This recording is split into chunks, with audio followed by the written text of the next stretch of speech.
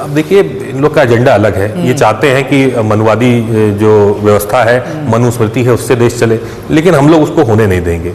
हमारी जो ग्रंथ है वो केवल संविधान है, उसी से देश चले। 2 साल में 20 बार बाबा साहब की मूर्तियों पे हमला हुआ है, प्रतिमाओं पे खंडित करने का प्रयास किया गया, कई करी भी गई हैं और जगह जगह गया है। कई जगह तो मैं स्वयं गया हूँ, बरेली भी मैं स्वयं गया था, आपके यहाँ आगरा भी गया था, आजमगढ़ भी गया था।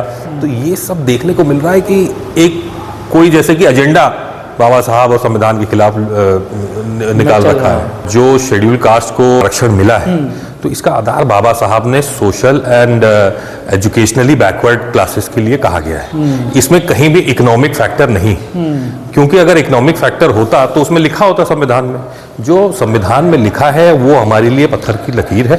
इकोनॉमिक आधार पर आप भेदभाव नहीं कर सकते, सोशली और इकोनॉमिक बेसिस होना चाहिए उसका।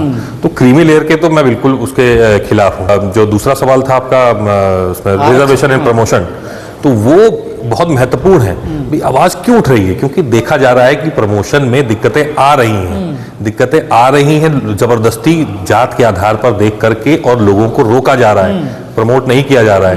कितने सारे लोग हैं जिनके प्रमोशन 8-8, 10-10 साल से रुके हुए हैं। कई लोगों से मिला 10 साल से उनका प्रमोशन नहीं हो रहा। क्यों? क्योंकि वो उनकी लॉबी नहीं है, उनका वो नहीं है। तो सर, आपको नहीं लगता गवई साहब ने एक रास्ता खोल दिया? जो लोग विरोध करते थे आरक्षण का, उनके लिए एक रास्ता दे दिया नई बहस के लिए उन्होंने। देखिए, अब जो उनके सामने जो पॉइंट्स प्रस्तुत किए होंगे ना, उसके आधार पर उन्होंने ये बात कही होगी। जो पक्ष रखने वाले लोग हैं उनको मजबूती से पक्ष रखना पड़ेगा, क्योंकि देखिए, जितने जो जज साहब होते हैं, उनके सामने जो डेटा उनके पास होता है, जो फाइल उनके पास होती है, जो पॉइंट्स उनको दिए जाते हैं, उसी के आधार पर वो कर सकते हैं। कह रहे मेरे बेटे को आरक्षण की जरूरत नहीं है ना। देखिए, उदाहरण दे नहीं है ना, वो तो उनका उदाहरण ठीक है। उन्होंने कह दिया तो ना ले आरक्षण। वो नहीं, वो अगर आरक्षण उनके बेटे को नहीं चाहिए तो वो स्वयं ना ले, जनरल ने भरवाएं। पर सामाजिक आधार पर तो अभी भी नीचे ही है ना। लेकिन जो रूल होता है, हम रूल की बात करेंगे ना, जो कानून है हम उसकी बात करेंगे ना, लॉ की बात करेंगे। संविधान में साफ साफ लिखा है सोशली एंड एजुकेशनली बैकवर्ड। इसमें इकोनॉमी का आधार नहीं होना चाहिए। तो ये मेरा पक्ष है, बाकी हम लोग उसको चैलेंज करेंगे। साधु संत वो कह रहे हैं कि आरक्षण को खत्म कर देना चाहिए, जो जाति के आधार पर, यानी गृह युद्ध होगा देश में। जगत गुरु खुद बोल रहे हैं, रामभद्राचार्य सर। देखिए, उनके कहने से क्या होगा? ये देश संविधान से चल रहा है। कहने को तो लोग बहुत कुछ कहते रहते हैं, ठीक है। ये देश हमारे कायदे कानून से चलेगा, कानून संविधान के आधार पर बनेंगे, और संविधान में स्पष्ट लिखा है आरक्षण की बात। जब समाज स्वयं इतना ताकतवर हो जाएगा, समाज में बराबरी हो जाएगी, अवसर की बराबरी हो जाएगी, तब समाज स्वयं आरक्षण को ठुकरा देगा। लेकिन अभी वो समय नहीं आया है, क्योंकि अभी भी पूरे देश में देखा गया है कि समस्या है। आपने संविधान का जिक्र किया, लगातार विपक्ष कह रहा है कि संविधान खतरे में, उसको बचाने की जरूरत है। किससे खतरा है संविधान? खतरा सरकार से है। इनके 2 सांसदों ने बोला है, मौजूदा सांसद बोला था 2024 में इलेक्शन से पहले 400 पार कर दीजिए, हम संविधान बदल देंगे। ये भी नहीं कि कुछ स्पेसिफिक कह रहे हैं कि इसमें अमेंडमेंट कर देंगे, संविधान ही बदल देंगे।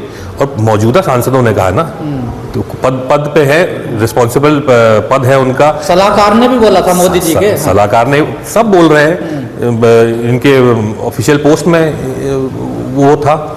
तो जब ये ऐसा कह रहे हैं तो मतलब कहीं ना कहीं मंशा है करने की, तभी ना ये सब बातें हो रही। सर, एक यात्राएं निकाली जा रही हैं देश में अब कि भारत को हिंदू राष्ट्र बना देना चाहिए। क्या संविधान में कोई ऐसा प्रावधान है कि भारत को हिंदू राष्ट्र घोषित किया जा सकता है? नहीं, इसमें तो सीधे सीधे लिखा हुआ है, रिपब्लिक है, डेमोक्रेटिक रिपब्लिक है, सोशलिस्ट रिपब्लिक है।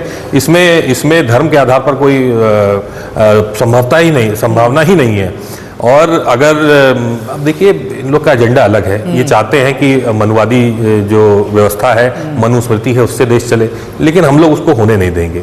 हमारी जो ग्रंथ है वो केवल संविधान है, उसी से देश चले। समझ में नहीं आ रहा, पूरी बीजेपी, आरएसएस सब संविधान दिवस मना रहे हैं, लेकिन ये वही आरएसएस है जिसने संविधान का सबसे पहले विरोध किया था। सर देखिए, बाबा साहब के पुतले जलाए थे इन लोगों ने। नहीं, इनको पता चल गया ना 2024 में, तो ये तो क्लीन स्वीप 400 पार करने वाले थे। लेकिन जैसे ही संविधान के विरोध में बोला, पूरा समाज इनके खिलाफ खड़ा हो गया। जब समाज खिलाफ खड़ा हो गया तो इनको अहमियत पता चली। तो जब अहमियत पता चली तो फिर सब भी मनाएंगे। पर सर, लगातार बाबा साहब का अपमान देखने को मिल रहा, जगह जगह उनकी मूर्तियां तोड़ी जा रही हैं। बिल्कुल सही कह रहे हैं आप, बहुत ज्यादा समाज में आक्रोश है इस बात का। अकेले बरेली में 2 साल में 20 बार, मैं बरेली की बात कर रहा हूँ, उत्तर प्रदेश में 2 साल में 20 बार बाबा साहब की मूर्तियों पर हमला हुआ है। प्रतिमाओं पर खंडित करने का प्रयास किया गया, कई करी भी गई हैं और जगह जगह गया है। कई जगह तो मैं स्वयं गया हूँ, बरेली भी मैं स्वयं गया था, आपके यहाँ आगरा भी गया था, आजमगढ़ भी गया था। तो ये सब देखने को मिल रहा है कि एक कोई जैसे कि एजेंडा बाबा साहब और संविधान के खिलाफ निकाल रखा है। तो इसके खिलाफ हम लोग हमेशा रहेंगे, इसको होने नहीं सर देंगे। आप जिस प्रोग्राम में थे ये भी एक संविधान दिवस के रूप में मनाया जा रहा, संविधान बचाने के लिए मैं यात्रा निकाली गई इंडिया गेट से, लेकिन तमाम लोग मंच पे वो भी थे जिन लोगों पे आरोप लगता है कि संविधान ये लोग इनकी पार्टियां खत्म कर रही है। नहीं, देखिए ऐसी बात नहीं है। संविधान जो है वो सबको अपने विचार व्यक्त करने की आज़ादी देता है, चाहे वो किसी पार्टी का आदमी हो, चाहे वो किसी वर्ग का आदमी हो, समाज का आदमी हो, जो भी उसके विचार हैं आप पब्लिक में बोल सकते हैं। तो यही तो संविधान की खूबसूरती है, पक्ष विपक्ष दोनों को बराबर का मौका है बोलने का। तो आप आइए, बात रखिए अपनी, लोगों को अच्छी लगेगी तो आप लोग आपके साथ आपके विचारों के साथ रहेंगे, नहीं लगेगी तो लोग आपको। सर जिस दिशा में ये चर्चाएं बातें हो रही, क्या लग रहा है देश में एक नफरत की एक बड़ी खाई पैदा की जा रही है, किस दिशा में लिया जा रहा है? बिल्कुल बिल्कुल बिल्कुल नफरत पैदा की जा रही है, ना कि बस धर्म के आधार पर बल्कि जात के आधार पर भी जो है।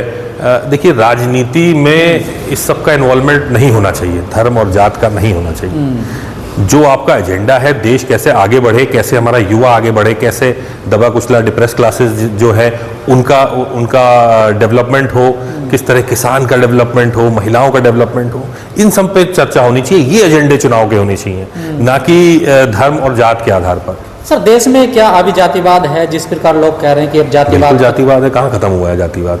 नहीं, रिजर्वेशन प्रमोशन क्यों मांगा जाता? अगर नहीं होता तो जातिवाद तो क्यों जो है शास्त्री दलितों के घर जाके खाना खा रहे हैं, जात पात की मिटाने की बात कर रहे हैं, वो भेदभाव मिटाने की बात कर रहे हैं। देखिए तो भैया उनका एजेंडा पता नहीं क्या है, उन तो अलग ही है। अब खाना खाने की बात अलग है, अपने पीएस को रखें। पर अब तो सर जो पढ़े लिखे लोग एडवोकेट्स भी, अब अभी तक तो संविधान को बदलने की बात होती थी, अब तो ये भी कहा जा रहा है कि जो इसका मूल ढांचा, जो आत्मा है संविधान को, उसको भी बदल देना चाहिए। क्या ये पॉसिबल होगा सर? बिल्कुल संभव नहीं है, हम लोग ऐसा होने ही नहीं देंगे। पूरा समाज खड़ा हो जाएगा, दलित समाज, पूरा ओबीसी समाज, सब खड़े हो जाएंगे। 50% के ऊपर आबादी है, क्या कैसे कर लेंगे?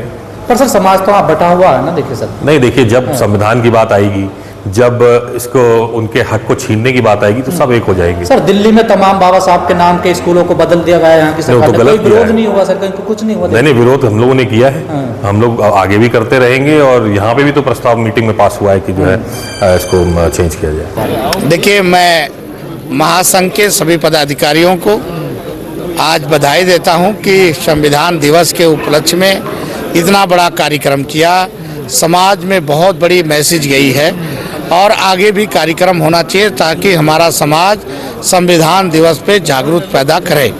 और जैसे आज मैं आपके माध्यम से भारत के प्रधानमंत्री और भारत के गृह मंत्री से ये मांग करता हूं कि संविधान दिवस नहीं बल्कि संविधान कक्षा 1 से लेकर के और 12वीं के क्लास तक पढ़ाया जाए। पर मोदी जी के कुछ समर्थक तो संविधान बदलने की बात करते हैं। देखिए अब ये जो चीज़ें जो बातें आप कह रहे हैं, ये लोग जो है जिस तरह से लोग गलत फहमी उठा रहे हैं, ये तो कभी हो ही नहीं सकता। प्रधानमंत्री मोदी जी 2015 से और संविधान चालू किया। प्रधानमंत्री जी का मकसद है कि हर गांव, हर गुरबा, हर गरीब, हर सरपंच, हर प्रधान तक इस संविधान पहुंचना चाहिए ताकि लोगों तक मालूम हो कि भारत का संविधान कितना मजबूत है।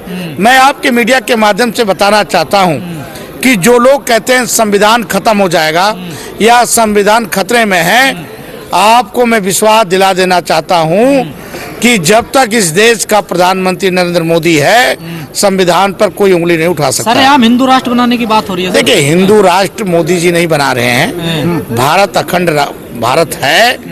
राजा अशोक के जमाने से अखंड भारत है और अखंड भारत रहेगा। उनके छोटे भाई है ना धीरेन्द्र शास्त्री, वो कह रहे हैं ना। देखिए ये आप गलत बोले हैं। क्यों? उन्होंने बोला खुद, आप गलत बोले कि मेरा छोटा भाई देखिए कोई भी प्रधानमंत्री किसी के पास जाता, आज KP चौधरी के पास भी आता तो वो भी छोटा भाई बोलता है।